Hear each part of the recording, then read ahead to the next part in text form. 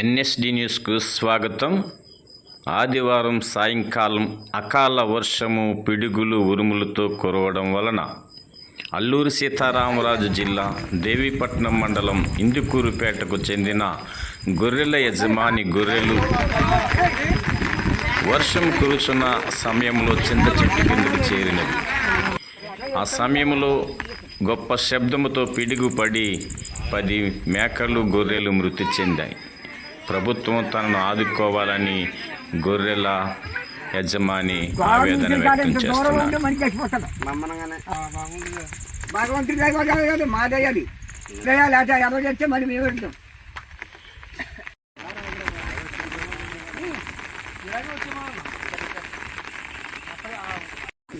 Insurance అంటే గురికి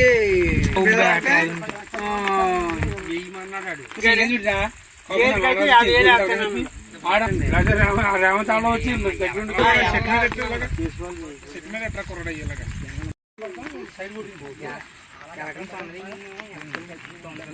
బలిపుడి ఇందులో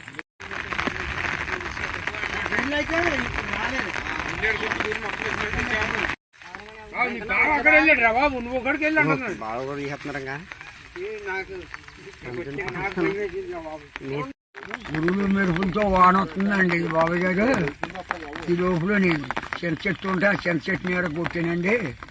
చెంత చెట్టు వచ్చంటే ఈ లోపల ఉరుముతో వాన వచ్చేస్తుందండి. గబగబా నేను ఆ చెట్టు కాడికి వెళ్ళేటప్పటికి దండమని బారాలమని అనేటప్పటికి నేను ఆ చెట్టు కింద నుంచి పారిపోయినండి. ఈ చెట్టు కింద ఉన్న గొర్రెలు వెంటనే తిరగబోదు అక్కడికక్కడ 10 గొర్రెలు ఆ పిడిగాడు అక్కడికక్కడే చచ్చిపోయినండి. ఈ చచ్చిపోతుంటే నేను వాళ్ళిపోయి పారిపోయినండి బయటికి. నా ప్రాణం రక్షించుకున్నానండి. ఈ లోపలని 10 గొర్రెలు అక్కడికక్కడే చచ్చిపోయినాయండి. ఇలా జరిగిందండి.